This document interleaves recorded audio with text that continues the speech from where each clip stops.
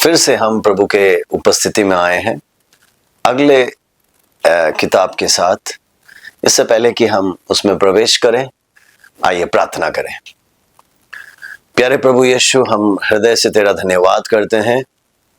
प्रभु जी, पिछले तीनों सत्रों में तूने हमें सहायता की, मदद की। आज इस चौथे सत्र को तेरे हाथों में सौंपते हैं प्रभु। शुरू से अंत तक तेरी उपस्थिति मांगते हैं। इन वचनों को सीखने के लिए प्रभु हम सभी को तू मदद कर और इसके द्वारा तेरा नाम ऊंचा होने पाए, यीशु के नाम से, आमीन। हम लगातार एक एक बाइबल की किताबों को पढ़ रहे हैं और सीख रहे हैं, और मैं केवल उसका एक सार दे रहा हूं हर किताबों का, ताकि जो भी नए जन हैं प्रभु में, जो वचन सीखने का कोशिश कर रहे हैं, उनको ये आसानी से समझ में आ जाए।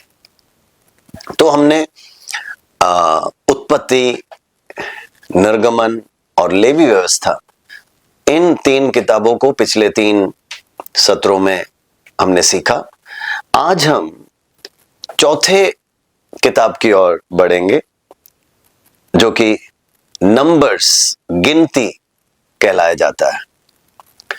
अब गिनती का पुस्तक, यस, ये भी पेंटाटुक के अंदर आ रहा है, तो इसका मतलब मूसा के द्वारा लिखा गया किताब है।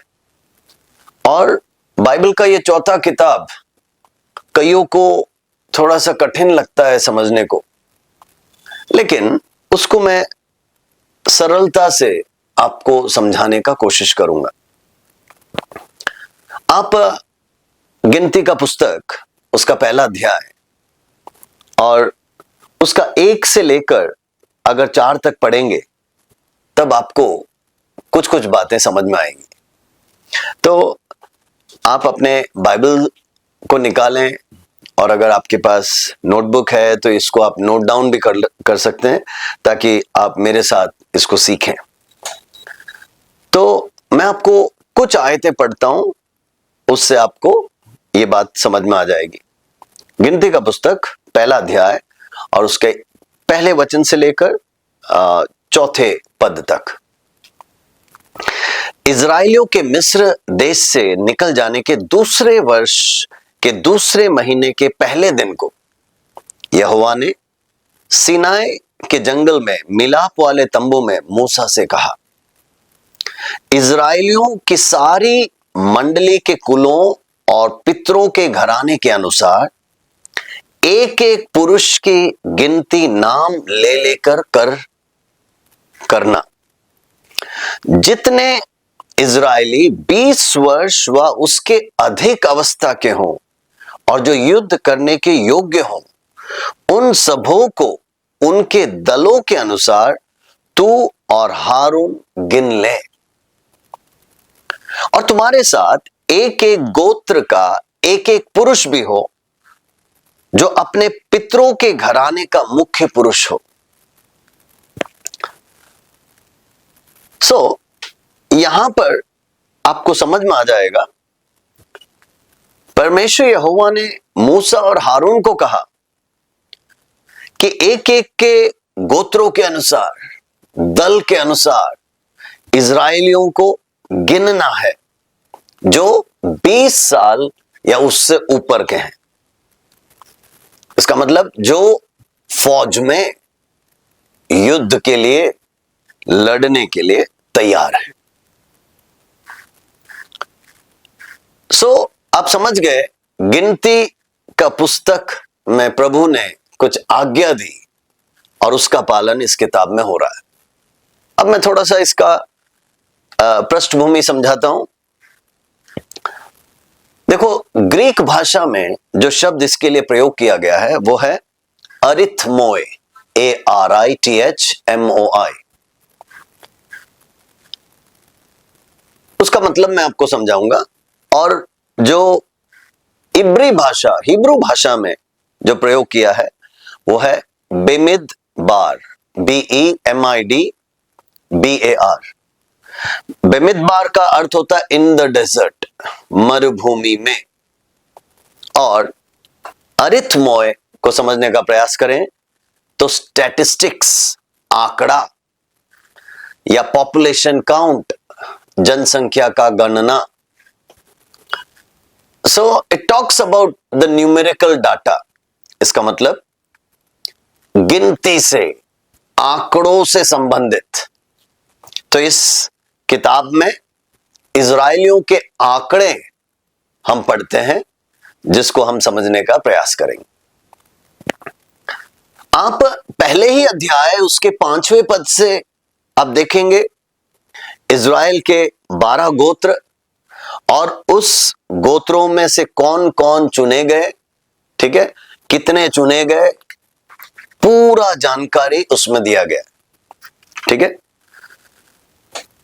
अब उसकी ओर हम आएंगे थोड़ी देर के बाद। लेकिन अगर आप समझने का प्रयास करेंगे तो यहां पर अधिकतर जो कमेंट्रीज या विद्वान लोग इस गिनती के पुस्तक को 3 जगहों का वर्णन को बताते हैं। एक है जिसको स्ट्रक्चर भी बोलते हैं, है ना, माउंट सीनाई या साइनाई, सीने पर्वत पर जो बातें हुई थी, प्रभु से वाचा मिला था, ठीक है, तब से लेकर उसके बाद कादेश बर्निया नामक जगह, वहां से गुजरते हुए और आखिर में मोआब की वादियों तक पहुंचना, ठीक है। तो ये 3 मुख्य जगह, एक सीनाई पर्वत, वहां से लेकर कादेश बर्निया, और कादेश बर्निया से लेकर मोआब की वादी या पर्वत, उन श्रेणियों तक, ये 3 मुख्य जगह का उल्लेख या घटनाएं यहां पर इस गिनती के पुस्तक में हम देखते हैं। आप इसको ध्यान से पढ़ोगे इस किताब को तो आप देखना, पहला जो पीढ़ी था उसका अनाज्ञाकारिता, the disobedience of first generation, और आगे देखोगे the obedience of second generation, दूसरी पीढ़ी जिन्होंने आज्ञा का पालन किया। दोनों में क्या फर्क है और उससे क्या आशीष मिलता है, और जब आज्ञा का उल्लंघन करते हो क्या दंड मिलता है या श्राप मिलता है, वो हम पूरे बाइबल के अंदर देखते हैं। हम एक बड़े यात्रा में हैं। आपने उत्पत्ति देखा कैसे शुरुआत हुई, है ना, उसके बाद हम देखते हैं निर्गमन में कैसे यात्रा आगे बढ़ी, उसके बाद लेवी के बारे में सारे जानकारी को हमने देखा, वो यात्रा अब आगे बढ़ रहा है। हम जब गिनती के पुस्तक में आते हैं तो हम देखते हैं it is an account of 38 years period of Israel's wandering. जो मरुभूमि का इजराइलियों का यात्रा है उसका लगभग 38 साल का ब्यौरा, है ना, जानकारी है इस गिनती के पुस्तक के अंदर।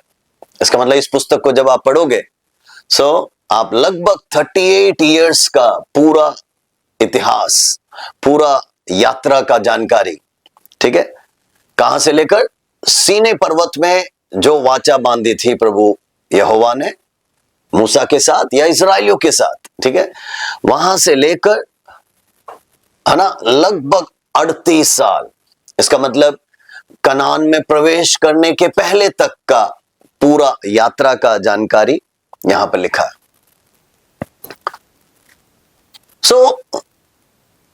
अभी हम वायदा किए हुए देश में पहुंचे नहीं हैं। इजरायली लोग उससे पहले कहां कहां से गुजरे, क्या क्या उनको सहना पड़ा, वो सब इसमें हम पढ़ते हैं और सीखते हैं। परमेश्वर ने अपने लोगों को, इजराइलियों को, हम देखते हैं दिन को बादल का खंबा बनकर, रात को अग्नि का खंबा बनकर उनको अगुवाई दिया। उनको चलाया, उनकी जरूरतें पूरी की, चाहे वो मरुभूमि से होके गए हो, प्रभु ने उनको मन्ना खिलाया, उनको तृप्त किया, उनकी जरूरतें पूरी की। क्यों? परमेश्वर अपना वाचा नहीं भूला है। परमेश्वर क्या कहता है? ये मेरे लोग हैं, मेरे चुने हुए वंशज हैं, मैं इनका प्रभु हूं, मैं इनका हाथ नहीं छोड़ूंगा।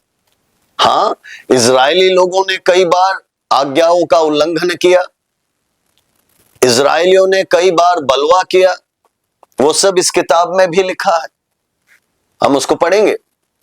लेकिन फिर भी हमको ये सीख मिलती है, परमेश्वर ने अपने लोगों को नहीं छोड़ा, नहीं त्यागा, वो इनको चलाता गया, इनके साथ साथ रहा।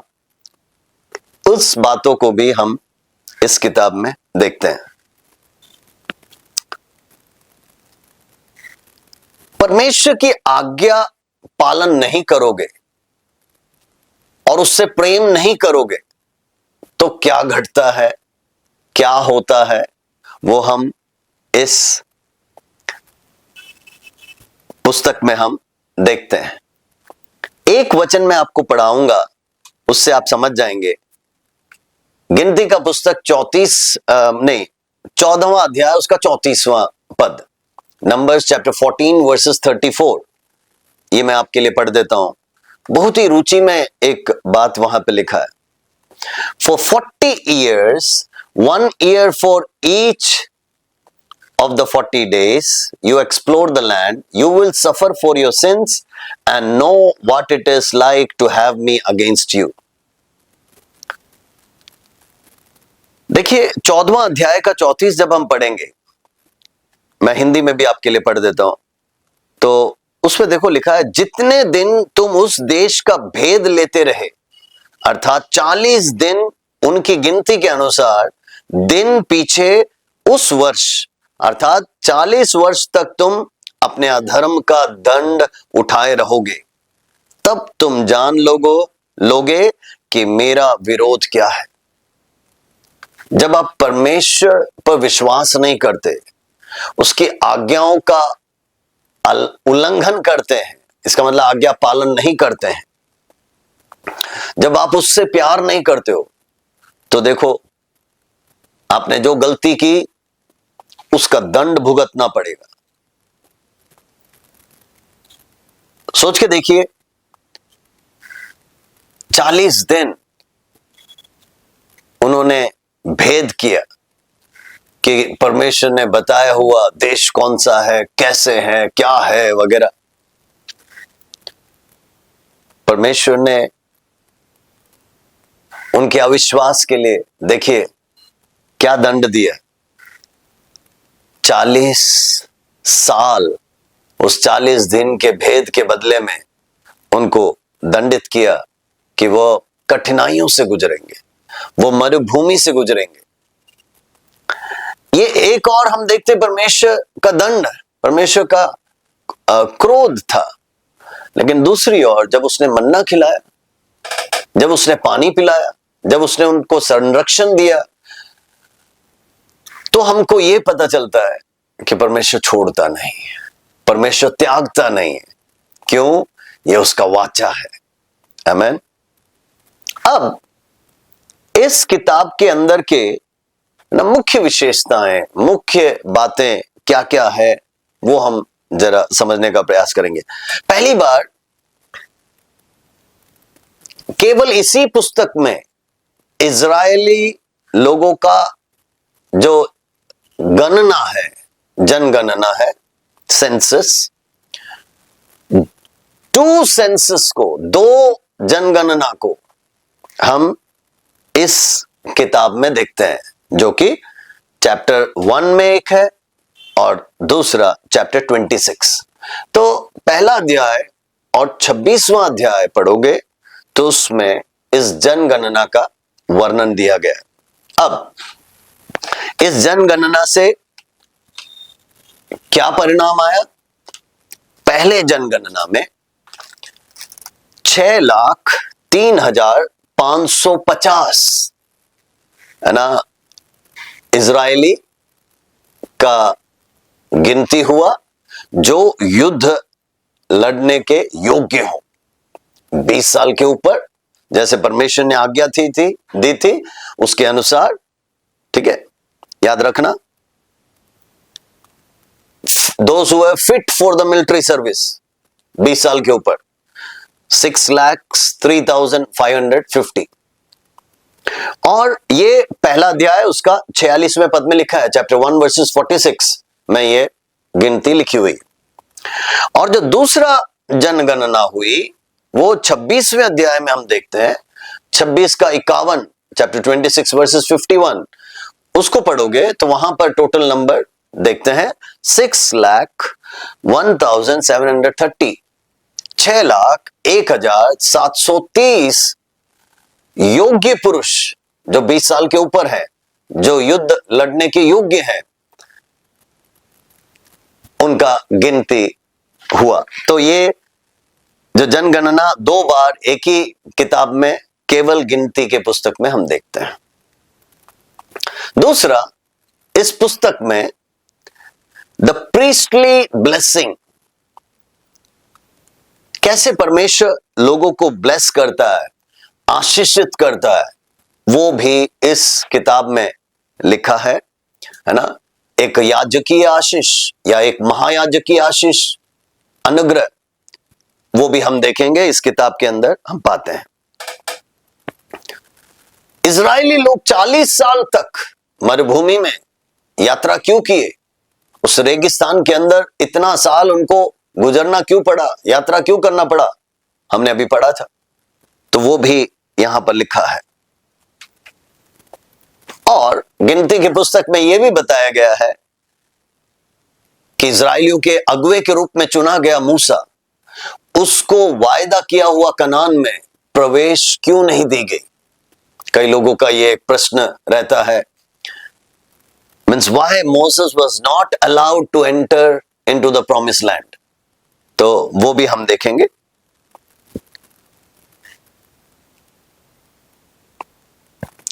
परमेश्वर ने केवल यहोशू और कालेब, पहला जनगणना से केवल यही 2 जन थे, यहोशू और कालेब, जिनको परमेश्वर ने उस कनान में प्रवेश कराया। क्यों? उसका कारण यहां लिखा, हम पढ़ेंगे। और हम परमेश्वर के विश्वास योग्यता को बार बार इस किताब में प्रदर्शित देखेंगे। इसका मतलब देखो, हम कई बार अविश्वास योग्यता दिखाते हैं, इसका मतलब हम पूर्ण रीति से विश्वास योग्य नहीं रहते। कई बार हमसे गलती होती है, कई बार हम पाप करते हैं, और कई बार हम बलवा करते हैं, अविश्वास करते हैं। लेकिन इस किताब में आप देखें कि इन सब के बावजूद भी परमेश्वर इजरायलियों को नहीं त्यागा, नहीं छोड़ा, उसने उनको हाथ पकड़कर अगुवाई की। इसका मतलब वो चलाता रहा। आमीन। अब हम इस किताब को जो मेजर डिविजन्स हैं, आप कह सकते हैं एक आउटलाइन, क्या होगा इस किताब का रूपरेखा, उसको हम समझने का प्रयास करेंगे।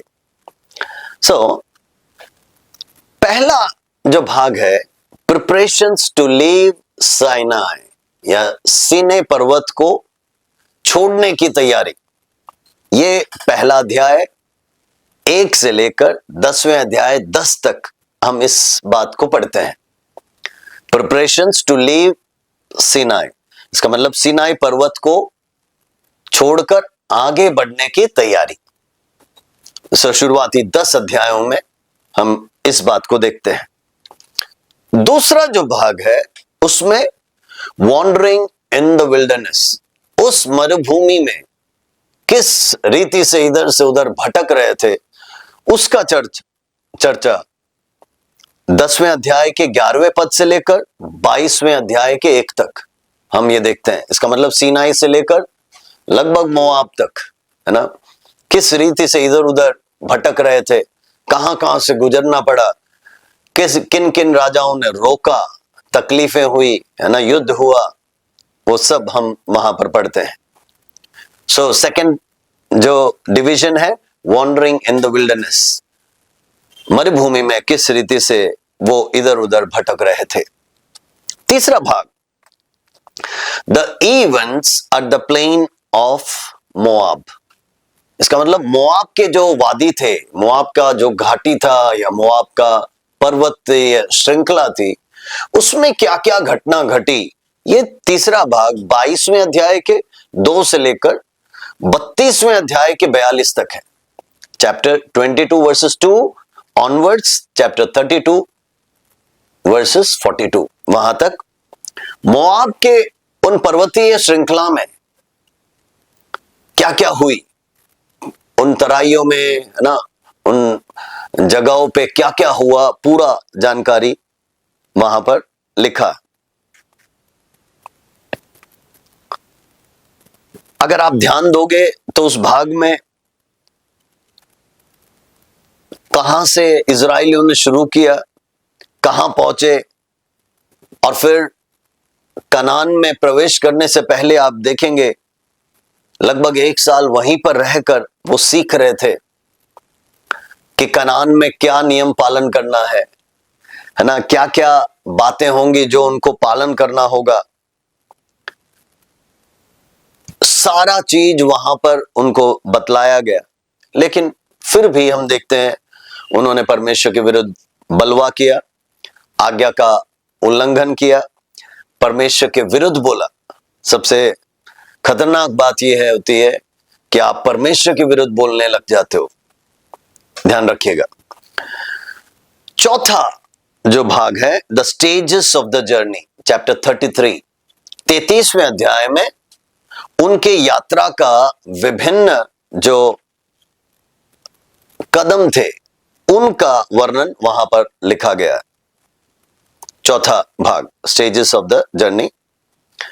Fifth, the land of inheritance, chapter 34 and 35, 34वां और 35वां अध्याय गिनती का आप पढ़ेंगे तो उसमें उस मिरास की भूमि, उस वायदा किया हुआ जमीन, वायदा किया हुआ भूमि, उसका वर्णन हम वहां पर देखते हैं।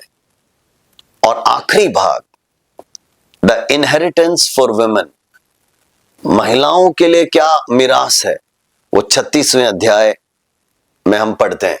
सो कुल मिलाकर 36 अध्याय है इस गिनती के पुस्तक में, और उसको हमने 6 भागों में बांटा। ये एक रूपरेखा आपका तैयार हो गया।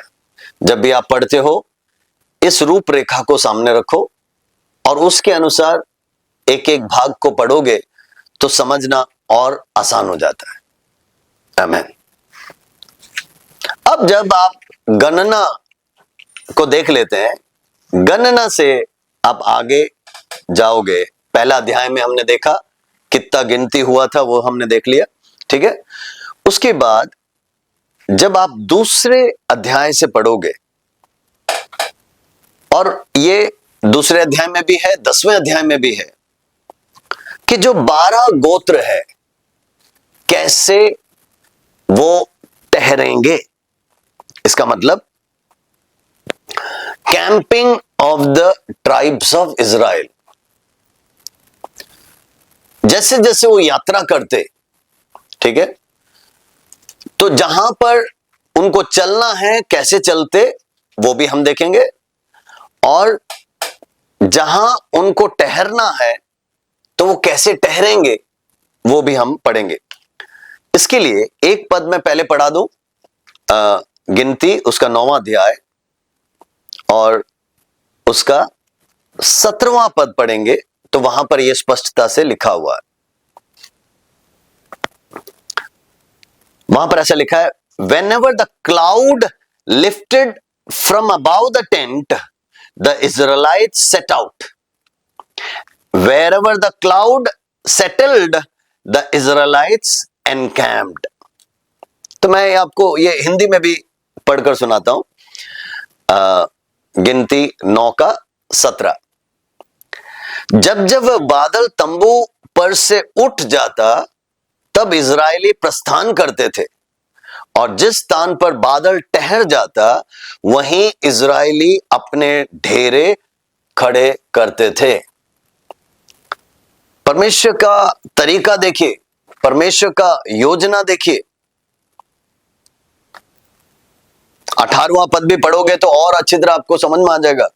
यहोवा की आज्ञा से इजरायली कूच करते थे और यहोवा ही की आज्ञा से वे डेरे खड़े भी करते थे, और जितने दिन तक वह बादल निवास पर ठहरा रहता उतने दिन तक वह वहीं पर डेरे डाले पड़े रहते थे।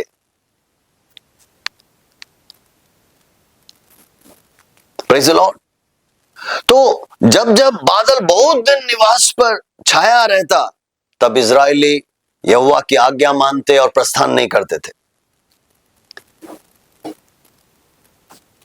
इसका मतलब उनका मूवमेंट कब शुरू करना है, कब ठहरना है, ये सब परमेश्वर की ओर से होता था। हालेलुया। देखिए, मूसा लीडर था लेकिन मूसा नहीं तय करता था। यहां पर बहुत ही स्पष्टता से लिखा है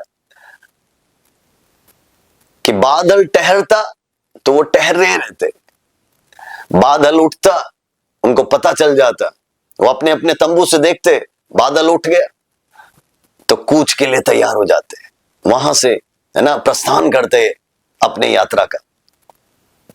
सो ये परमेश्वर ने एक बहुत ही अद्भुत तरीका अपनाया हुआ था।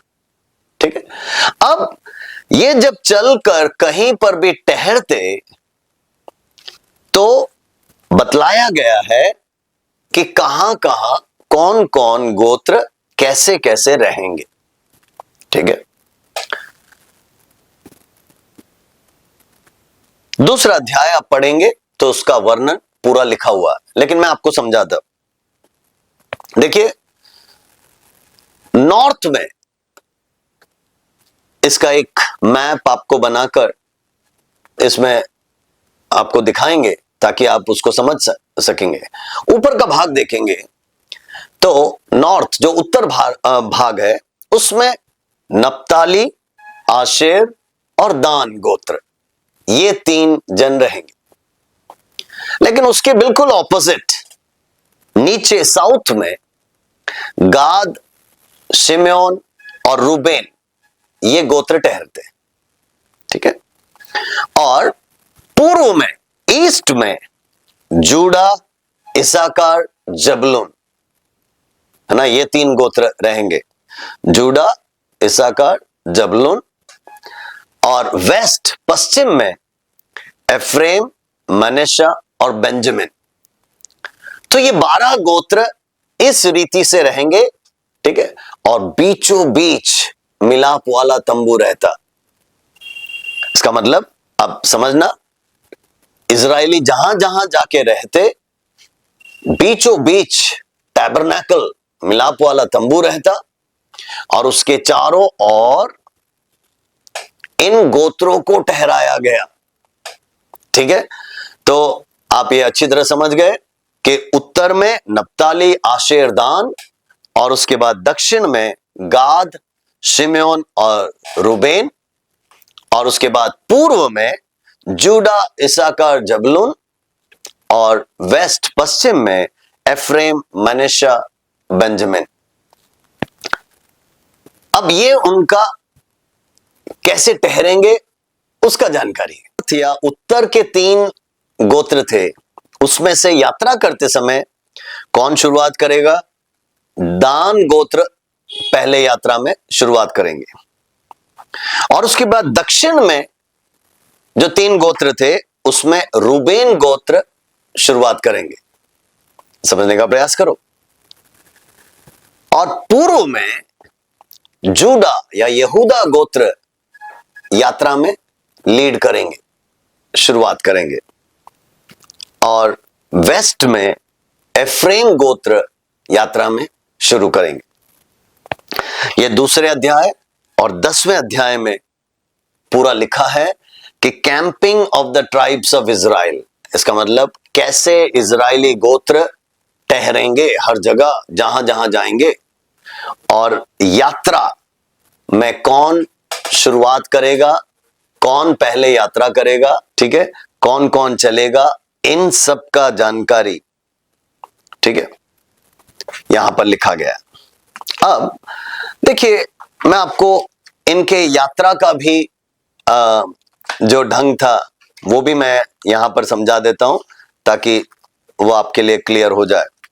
तो देखो, सबसे पहले जब यात्रा करते हैं तो लेवी लोग वाचा के संदूक को लेकर चलते, सबसे पहले, सबसे आगे। और उसके बाद यहूदा गोत्र, इसहाकार, जबूलून, इसका मतलब ये 3 गोत्र, ठीक है, आगे आगे चलते, हर समय याद रखना। इनके बीच में या इनके बिल्कुल बीच में गेर्शोनी और मरारी, वो मिलाप वाले तंबू को लेकर चलते। इसको आप समझने का कोशिश कीजिए। मैंने क्या बताया? यहूदा, इसहाकार और जबूलून, ये सबसे पहले यात्रा में आगे बढ़ते, किसके पीछे? लेवियों के पीछे, ठीक है। और इनके जुदा, इसाकार और जबूलून, इनके पीछे गर्शोनी और मरारी, वो टैबरनैकल को, मिलाप वाले तंबू को लेकर चलते। और अगला जो 3 गोत्र था वो रूबेन, शिमयोन, गाद, ये 3 चलते।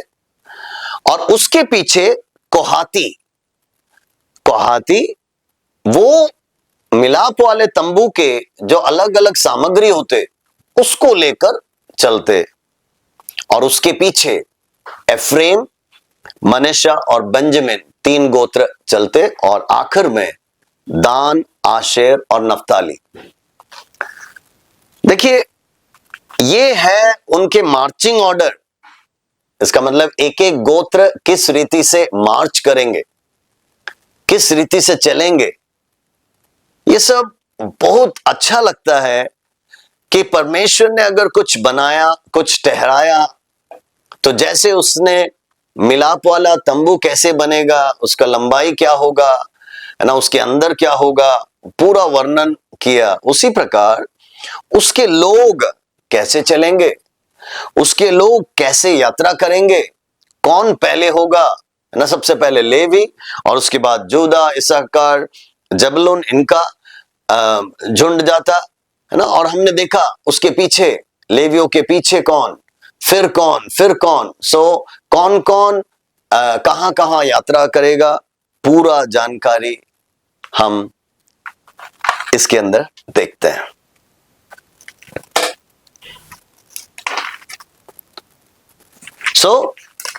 चौथा अध्याय अगर आप पढ़ेंगे तो कोहाती कौन है, तीसरा चौथा दोनों अध्याय, गर्शोनी कौन है, कोहाती कौन है, ठीक है, और मेरारी ये कौन है, लेवियों के अधीन में ये काम करते थे। तो सबसे पहले लेवी हैं जो वाचा का संदूक लेके सबसे आगे यात्रा करते, चलते, ठीक है। अब मैं 6वें अध्याय पे आ जाता हूं, जहां पर द प्रीस्टली ब्लेसिंग को लिखा गया है। ये बहुत ही महत्वपूर्ण एक भाग माना जाता है। प्रीस्टली ब्लेसिंग, इसका मतलब महायाजकीय आशीष। हारून के द्वारा क्या आशीष, है ना, मिलता था, ये देखो यहां पर लिखा हुआ है। मैं आपको पढ़ देता हूं, चैप्टर 6 वर्सेस 22 टू 27, 22 से लेकर 27 तक। यहां पे लिखा है,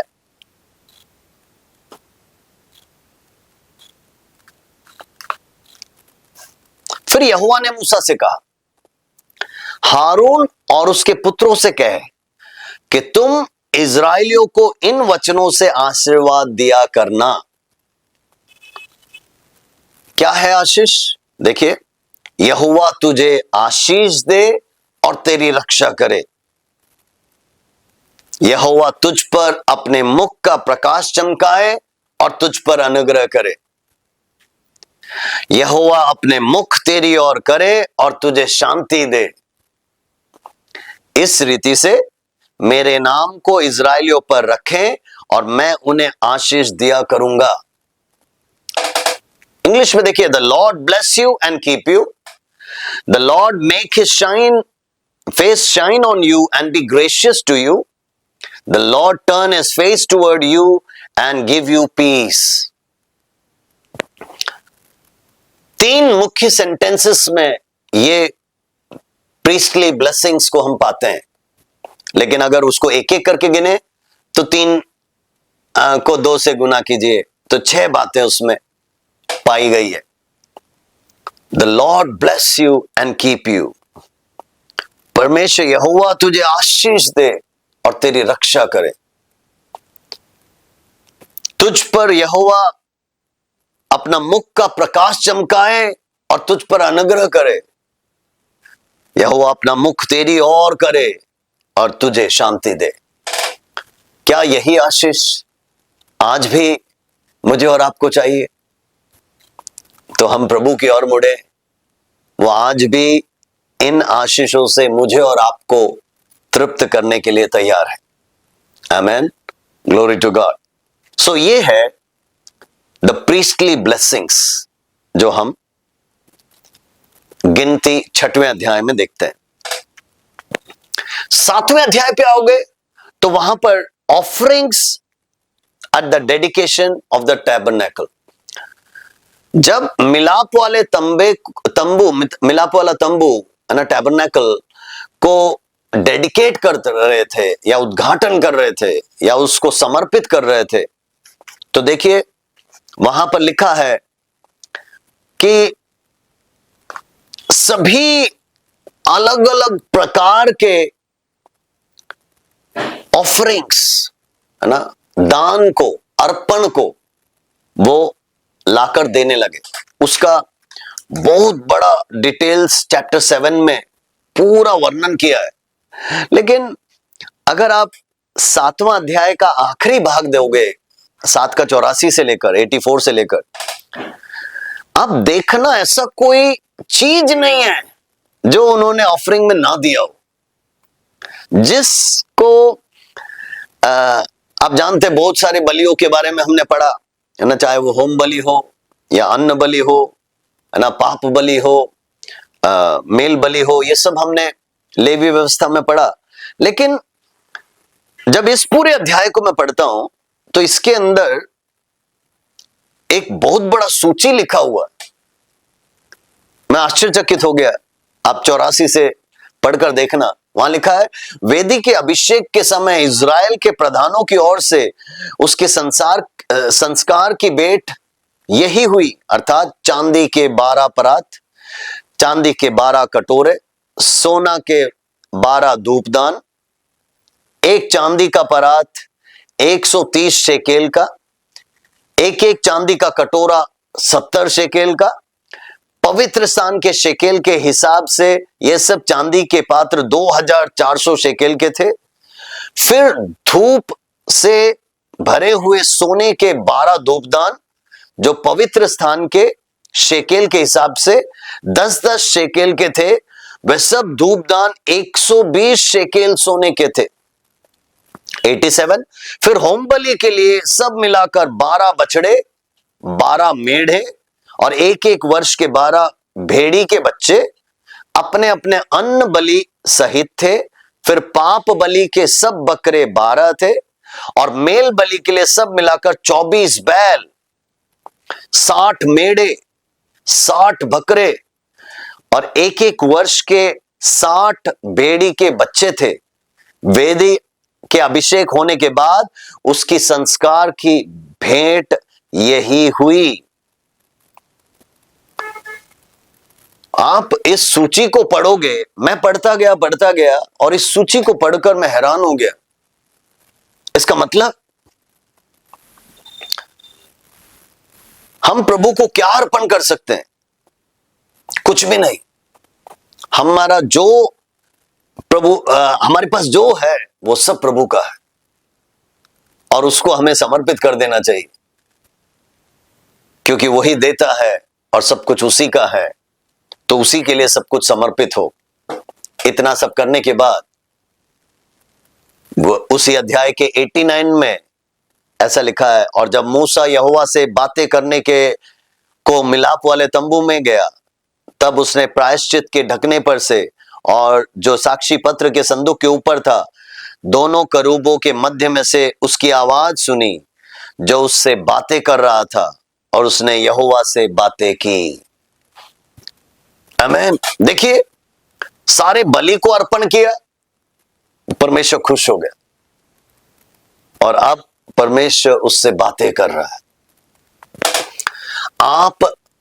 आपके पास जो सबसे उत्तम है उसको चढ़ाते रहे, अर्पण करते रहे।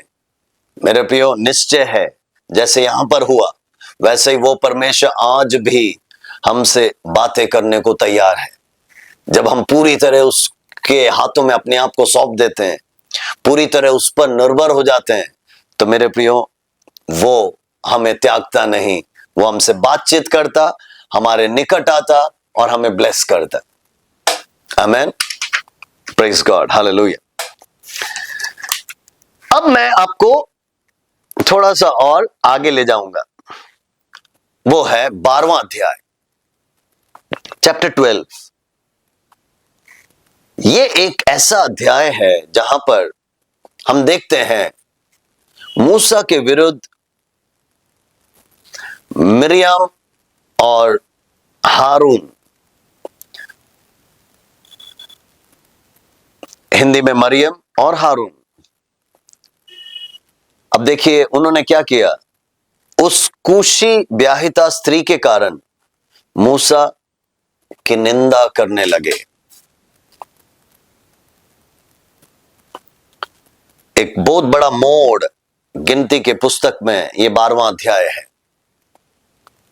जहां पर चुना हुआ नेता, चुना हुआ अगुआ मूसा के विरुद्ध उसके अगले लीडर्स मरियम और हारून उसके विरुद्ध बोलने लगे। और देखिए उन्होंने क्या बोला, दूसरे पद में हम देखते हैं, क्या यहोवा ने केवल मूसा ही से बातें की हैं? क्या उसने हमसे बातें नहीं की? उनकी ये बात यहोवा ने सुनी। मेरे प्रियो, यहां पर मैं रुककर आपको बताना चाहता हूं, परमेश्वर बहुत ही दयालु है, अनुग्रहकारी है, विलंब से क्रोध करने वाला है। लेकिन याद रखें, मेरी और आपकी मर्जी नहीं चलती, मर्जी उसकी है। वो किसी को उठाता, वो किसी को गिराता, उसके लिए जो योग्य है वो चुनता, जो योग्य है उन्हें ठहराता।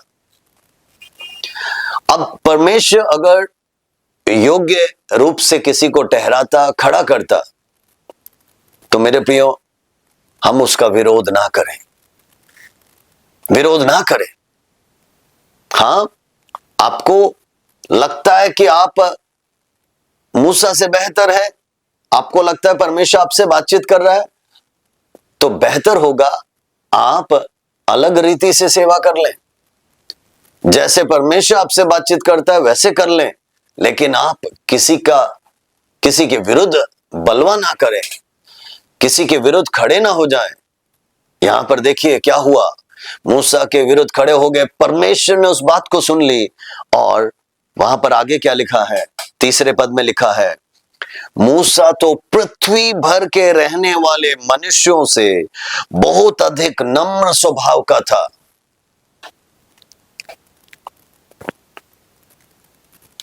तो देखिए, यहोवा ने एकाएक मूसा और हारून और मरियम से कहा, तुम तीनों मिलाप वाले तंबू के पास निकल आओ। वो निकल आए। तब यहोवा ने बादल के खंबे में से उतरकर तंबू के द्वार पर खड़े होकर हारून और मरियम को बुलाया। सुबह दोनों उसके पास गए। यहोवा ने क्या कहा, मेरी बातें सुनो, यदि तुम में से कोई नबी हो तो उस पर यहोवा दर्शन के द्वारा अपने आप को प्रकट करेगा, वह स्वप्न में से बातें करूंगा। ठीक है, इंग्लिश में थोड़ा सा और अच्छा तरह लिखा है, When there are prophets of the Lord among you, I reveal myself to them in visions, I speak to them in dreams। इसका मतलब अगर आपके बीच में कोई भविष्यवक्ता है तो मैं उनसे स्वप्नों में बातें करूंगा, ठीक है, दर्शनों में बातें करूंगा। लेकिन 7वां पद, but this is not true of my servant Moses, he is faithful in all my house. परंतु मेरा दास मूसा ऐसा नहीं है, वह तो मेरे सब घरानों में विश्वास योग्य है। याद रखना परमेश्वर जानता है कि कौन कैसा है। तो मेरे प्रियो, ये उसकी इच्छा होगी, वो इस्तेमाल करता है, हमारी इच्छा नहीं। उसमें कोई गुप्त रीति से नहीं, परंतु आमने सामने और प्रत्यक्ष होकर बातें करता हूं, और वह यहोवा का स्वरूप निहारने पाता है। सो तुम मेरे दास मूसा की निंदा करते हुए क्यों नहीं डरे? With him I speak face to face, clearly and not in riddles. He sees the form of the Lord. Why then you were not afraid to speak against my servant Moses? तब यहोवा का क्रोध उनके ऊपर भड़का, और आप जानते हो आगे लिखा है, मरियम कोड़िन हो गई। 7 दिन तक, और हम आगे पढ़ते हैं, उसको छावनी के बाहर ठहराया। ठीक है, मूसा रोने लगता है, प्रभु माफ कर, प्रभु तू चंगा कर।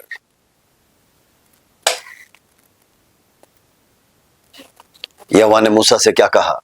यदि उसका पिता उसके मुंह पर थूका ही होता तो क्या 7 दिन तक वो लज्जित ना रहती? सो वह 7 दिन तक छावनी से बाहर बंद रहे, और बाद में वह फिर भीतर आने पाया। ठीक है, सोच के देखिए, 12वां अध्याय मेरे और आपके लिए एक वार्निंग है कि हम प्रभु के कार्य को बहुत ही गंभीरता से लें, उसको हल्के में ना लें। दूसरी बात, परमेश्वर ने अगर किसी को आशीष दिया है तो हम श्राप देने वाले, उसके विरुद्ध बलवा करने वाले, बोलने वाले कोई नहीं। ठीक है, हम आगे बढ़ेंगे जल्दी से। 13वां अध्याय आप जानते हो कि जासूसी के लिए कनान में, है ना, भेजा गया मूसा और हारून के द्वारा, और यहां पर लिखा है कि किस किस को भेजा गया, हर एक गोत्रों में से, है ना, कौन कौन चुना गया, उसका पूरा जानकारी 13वें अध्याय में हम देखते हैं। 14वां अध्याय, जब गिनती 14वां अध्याय में हम आते हैं, वहां पर हम देखते हैं the people rebelled against Moses and Aaron. हारून और मूसा के विरुद्ध लोगों ने, है ना, कुड़कुड़ाना चालू कर दिया, बलवा शुरू कर दिया। क्यों? क्योंकि आप जानते हैं, केवल वहां लिखा है जोशुआ या यहोशू और कालेब, इन 2 का रिपोर्ट अच्छा था, लेकिन बाकी जनों का जो वहां से, है ना, ब्यौरा मिला, जो रिपोर्ट था, वो बहुत ही अजीब, बहुत ही खराब, डरावने वाले। लेकिन मेरे प्रियो, हम देखते हैं परमेश्वर ने यहोशू और कालेब को तो चुन लिया, ठीक है, लेकिन बाकी सबको नष्ट कर दिया। क्यों? क्योंकि इन्होंने बलवा किया कि हमें यहां क्यों लाया है, हम आगे बढ़ेंगे तो हम तलवार से काट डाले जाएंगे, हम मार डाले जाएंगे। इससे कितना बेहतर होता कि हम वापस मिस्र में चले जाते। एक अगले अगुए को, नेता को खड़ा करो, हम मिस्र में वापस जाएंगे। सोचिए, जब प्रभु आपको ब्लेस करता है, जब प्रभु आपको प्रगति में ले जाता है, याद रखना कई लोग हैं जो आपको रोकेंगे, कई लोग हैं जो बलवा करेंगे, जो पीछे जाने को कहेंगे, पीछे की ओर आपको खींचेंगे। लेकिन यहोशू और कालेब की नहीं, आप पीछे नहीं, आप आगे बढ़ते जाएं। आमीन। 14वां अध्याय का 18वां पद अगर आप पढ़ेंगे तो उसमें बहुत ही स्पष्टता से लिखा है परमेश्वर ने क्या कहा और क्या किया। ठीक है, मैं आपके लिए वो पढ़ देता हूं, चैप्टर 14 वर्सेस 18, कि यहोवा कोप करने में धीरजवंत और अति करुणामय है और अधर्म और अपराध का क्षमा करने वाला है, परंतु वह दोषी को किसी प्रकार से निर्दोष ना ठहराएगा और पूर्वजों के अधर्म का दंड उनके बेटों और पोतों और परपोतों को देता है। इसका मतलब तुमने गलती की, जरूर है, दंड मिलेगा। ठीक है, और क्या हुआ दंड? 22वां पद, जब उन सब लोगों ने जिन्होंने मेरी महिमा मिस्र देश में और जंगल में देखी और मेरे किए हुए आश्चर्यों को देखने पर भी 10 बार मेरी परीक्षा की, मेरी बातें नहीं मानी, इसलिए जिस देश के विषय मैंने उनके पूर्वजों से शपथ खाई, वर्सेस 23, उसको वह कभी देखने ना पाएंगे। अर्थात जितनों ने मेरा अपमान किया उनमें से कोई भी उसे देखने नहीं पाएगा।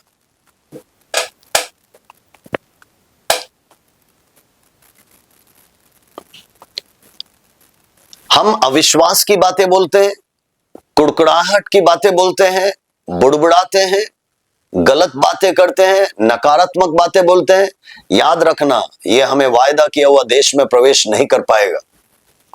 यह हमारे लिए एक बाधा बन जाती है। इजराइलियों के जीवन से मुझे और आपको यह सीखना है। लेकिन आप आगे पढ़ के देखोगे, यहोवा की आत्मा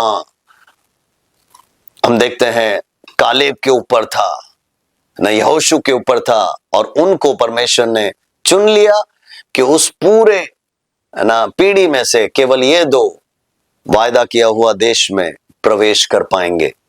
आमीन। ठीक है, उसके बाद हम थोड़ा सा और आगे जाएंगे तो हम देखेंगे जैसे मिरियम ने गलती की, हारून ने गलती की,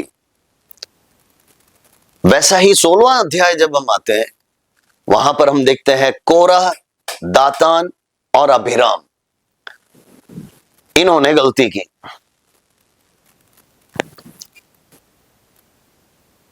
आप 16वां अध्याय उसका 1 से लेकर पढ़ोगे तो वहां पर लिखा है कि उन लोगों ने करीब 250 इजरायली समाज के योग्य पुरुष, उनको लेकर उन्होंने बलवा किया। और मेरे प्रियो, उस बलवा के खातिर क्या हो गया? हम देखते हैं परमेश्वर ने अपना क्रोध को भड़काया और इन तीनों समूहों को पूरी तरह सत्यानाश कर दिया।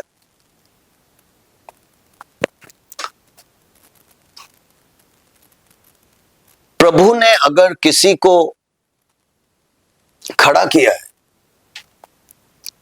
याद रखना, उसके विरुद्ध बोलना, उसके विरुद्ध खड़े होना, ये बहुत बड़ा चुनौती है, बहुत बड़ा गलती होगा, क्योंकि उसका दंड हमको भुगतना पड़ेगा। ठीक है, सो गलती मिरियम ने की, हारून ने किया। ठीक है, यहां पर हमने देखा गलती कोरह, दातान और अभिराम ने किया।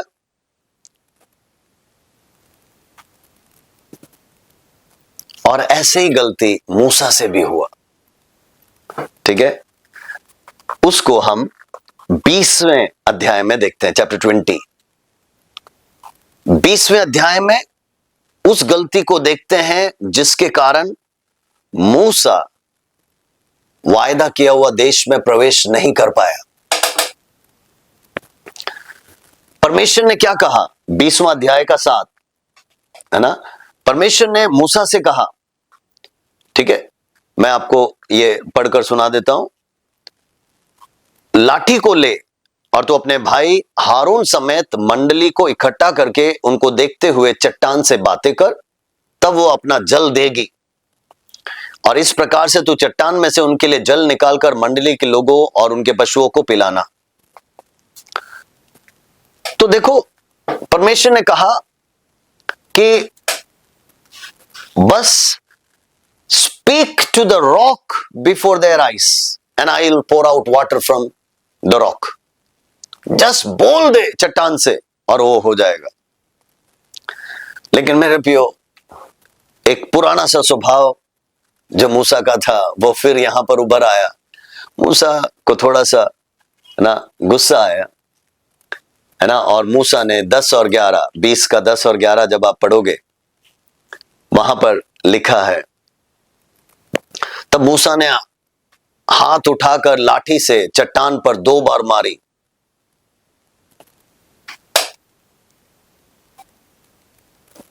दो बार मारी। और देखिए मेरे प्रियो, यहां पर उसका 12वें पद में, परंतु मूसा और हारून से यहोवा ने कहा, क्या कहा? तुमने जो मुझ पर विश्वास नहीं किया और मुझे इस्राएलियों की दृष्टि में पवित्र नहीं ठहराया, इसलिए तुम इस मंडली को उस देश में पहुंचाने ना पाओगे जिसे मैंने उन्हें दिया है। ओ दुख की बात। मूसा, तूने 40 साल अगुवाई किया। मूसा, तू चुना गया, लेकिन तू भी अब वायदा किया हुआ देश में प्रवेश नहीं कर पा रहा है, इस एक बड़ी गलती के कारण। सोच के देखिए। तो ये मुझे और आपको समझाता है कि कोरा, दातान, अबीराम, हारून, मरियम, मूसा परमेश्वर के लिए सब बराबर है। गलती जो करे परमेश्वर दंडित करेगा। सो आप ये मत सोचिए कि प्रभु के दासों को दंड नहीं मिलेगा, पास्टर्स को, लीडर्स को दंड नहीं मिलेगा। ना ना ना, अगर वचन सिखाने वाले 2 गुना आशीष के योग्य हैं, तो वचन सिखाने वाले 2 गुना दंड के भी योग्य हैं। ये हर समय याद रखना। ये उदाहरण हमने बाइबल के अंदर से पढ़ा है, ठीक है? और फिर देखो 20वें अध्याय के अंत में हम देखते हैं हारून की मृत्यु हो गई। इससे पहले किसकी मृत्यु हुई थी? मरियम की मृत्यु हुई थी। अब देखो, मरियम के बाद कोरह, दातान, अबीराम की मृत्यु हुई, खत्म हो गए।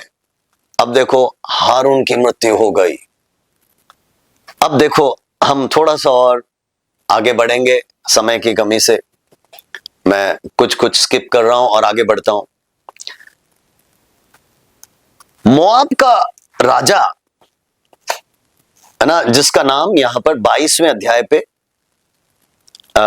लिखा हुआ है, आप उसको पढ़ेंगे तो बालाक ने एक माना जाना प्रॉफिट, भविष्यद्वक्ता बिलाम नामक व्यक्ति को बुलाया और कहा, ओह, मैं जानता हूं ये लोग बहुत आशीषित हो रहे हैं, ठीक है, लेकिन मैं चाहता हूं कि तू आ और इन इजराइलियों को श्राप दे। वो आता है और हम देखते हैं 22वां अध्याय, है ना, आप पढ़ लेना, मैं पढ़वाऊंगा नहीं। 23वां अध्याय, है ना, 24वां अध्याय। इन अध्यायों में हम देखते हैं लगभग वहां पर 7 प्रोफेटिक ऑरेकल्स, करीब 7 भविष्यवाणी की बातें या प्रभु ने बताई हुई वाणियां बिलाम ने बोला। तो बिलाम को किस लिए बुलाया गया? कि इजराइल को श्राप दे। लेकिन हम देखते हैं वो कुछ बोलता इजराइलियों के लिए, परमेश्वर उसके मुख से आशीष की बातें निकालता, So he pronounces blessings instead of curse. आज मैं आपको समझाना चाहता हूं, कोई भी प्रभु के बच्चों के विरुद्ध कितना भी बड़ी बातें बोलने दो, श्राप देने दो, जादू टोना करने दो, काला जादू करने दो, याद रखना प्रभु के बच्चों के विरुद्ध वो कुछ भी काम नहीं करेगा। ये आप विश्वास करें। यहां पर प्रूफ दिया गया है। श्राप बोलने के लिए जिसको बुलाया गया, जिसको पैसा दिया गया, है ना, श्रापित करने के लिए जिस फेमस प्रॉफिट को बुलाया गया, वो बिलाम आता है, बोलता है, मुंह खोलता है और उसके मुंह से आशीष ही निकल रही है। यह है परमेश्वर का कार्य। और मेरे प्रियो, अगर आप आगे पढ़ोगे तो ये बिलाम, है ना, जिसने बाद में पैसा लिया, बाइबल में लिखा हुआ है वो तलवार से मारा गया। सोच के देखिए, वो तलवार से मारा गया। परमेश्वर देखिए, उसके बच्चों के विरुद्ध कोई भी खड़ा हो जाता है, वो छोड़ेगा नहीं, बिल्कुल नहीं, वो छोड़ेगा नहीं। ठीक है। और 31:8 चैप्टर 31 वर्सेस 8 में ऐसा लिखा है, और उसका 16 में लिखा है कि बिलाम के पीछे, बिलाम के एडवाइस को मानने वाले भी कुछ लोग थे। ठीक है। 31वां अध्याय चैप्टर 31 वर्सेस 16, वहां पर ऐसा लिखा, देखो बिलाम की सम्मति से पोर के विषय में इजराइलियों से यहोवा का विश्वासघात इन्हीं ने कराया और यहोवा की मंडली में मरी फैली। गलत शिक्षक, गलत भविष्यद्वक्ता के पीछे जाओगे, आप फंसोगे। पैसे के पीछे जाओगे, आप फंसोगे। ठीक है मेरे प्रियो, वो हम इन बातों में देखते हैं। और फिर 26वां अध्याय हमने देखा, सेकंड सेंसस के बारे में लिखा है। और फिर 28वें अध्याय में, 27वें अध्याय में हम देखते हैं परमेश्वर ने मूसा से बातचीत की, और मूसा प्रभु के साथ बातचीत करते करते, है ना, परमेश्वर ने कहा तेरा समय भी जाने का आ चुका है। उसने विनती की, प्रभु किसी न किसी को, है ना, तो सौंप दे। तो 27वें अध्याय में हम देखते हैं यहोशू को परमेश्वर ने कहा उसको चुन ले, a man in whom the spirit of leadership is there. उसके ऊपर हाथ रख, अभिषेक कर, नेतृत्व का, है ना, उसके अंदर आत्मा है। परमेश्वर ने जैसे बोला, सो हारून जब मरा, हारून के जगह पे एलियाजर याजक के रूप में, है ना, चुना गया। और अब देखिए मूसा के बाद किसको चुना जा रहा है? यहोशू को चुना जा रहा है। आगे 28वां अध्याय, 29वां अध्याय कुछ ऑफरिंग्स के बारे में, है ना, कुछ फेस्टिवल्स के बारे में 29वां अध्याय, है ना, ये सब बताया गया है। और उसके बाद जब 32वां अध्याय पे आओगे, थोड़ा सा और आगे, और मैं समाप्त करता हूं, वहां पर लिखा है कि कुछ शरण नगर, ठीक है, पूरे इजराइलियों के लिए 6 सिटीज ऑफ रेफ्यूज, जो हम 32 से लेकर आप 35 अध्याय तक पढ़ोगे तो वहां पर उसका वर्णन किया गया है। ठीक है। ट्रांस जॉर्डन, इसका मतलब जॉर्डन से यॉर्दन नदी के इस पार, आप अगर एक मैप मैं दिखाता हूं आपको, उस मैप को अगर आप देखेंगे, ऊपर इजराइल का जो नक्शा है उसमें ऊपर सी ऑफ गैलिली आता है, और वहां से यर्दन नदी ऐसे देखो निकल के आता है, और फिर यर्दन नदी बहते बहते नीचे डेड सी में जाकर गिरता है ना। तो मानो कनान को 2 भागों में बांटा जा रहा है ना, वो इजराइल 2 भागों में बांटा जा रहा है, एक यर्दन के इस पार और दूसरा यर्दन के उस पार। ठीक है। तो इस पार में 3 शरण नगर, एक बेजेर, दूसरा रामोत और तीसरा गोलन, ठीक है। और यर्दन के उस पार कादेश, शेकेम और हेब्रोन, ये नगर ठहराए गए, है ना, 3 इस पार और 3 उस पार। किस लिए? अगर गुनाह हुआ, अब किसी इज़राइल के द्वारा उसकी इच्छा के बिना हत्या हुई, है ना, तो वो तुरंत मारा जाता था। तो इससे पहले कि वो मारा जाए, अगर वो भागकर इनमें से किसी भी शरण नगर में पहुंच जाए, है ना, उस सिटी ऑफ रिफ्यूज में अगर वो पहुंच जाए, तो उसको कभी भी मारते नहीं थे। ठीक है, वो तब तक उसको वहीं पर रहना पड़ता जब तक उस समय का याजक मर ना जाए। ठीक है, उस याजक के मृत्यु के बाद, ठीक है, अगला याजक उसके लिए वो सजा माफ कर सकता था। तो ये इजराइलियों का विधि था। ठीक है मेरे प्रियो, इस रीति से हम गिनती के पुस्तक के समाप्ति पे आते हैं। 34वां अध्याय आप देखिएगा, कनान के बिल्कुल निकट आ पहुंचे हैं और परमेश्वर उनको बता रहा है आपका जीवन एक अनुशासित जीवन हो। ठीक है, 35वां अध्याय में भी सिटीज ऑफ रेफ्यूज के बारे में लिखा है। ठीक है, कनान में प्रवेश करने से पहले परमेश्वर उनको बताता है आपको एक योद्धा बनना पड़ेगा, अनुशासित योद्धा। ठीक है, मेरी सेना बने, मैं तुम्हें अगुवाई करूंगा, मैं तुम्हें स्थापित करूंगा और परमेश्वर के राज्य को इस पृथ्वी पर ठहराऊंगा, है ना। परमेश्वर के लोग हैं, परमेश्वर हाथ पकड़कर चलाता है और वही हाथ पकड़कर, है ना, अगुवाई भी करता है। हम देखते हैं इस पूरे विल्डरनेस में, इसका मतलब इस पूरे मरुभूमि में कैसे कैसे यात्रा हुई वो सब बताया गया है। और स्त्रियों के लिए भी क्या मिरास हो गई वो 36वें आखिरी अध्याय में लिखा गया है। और देखिए 36 का 13 पढ़ेंगे तो वहां पर समाप्ति कैसे होता है।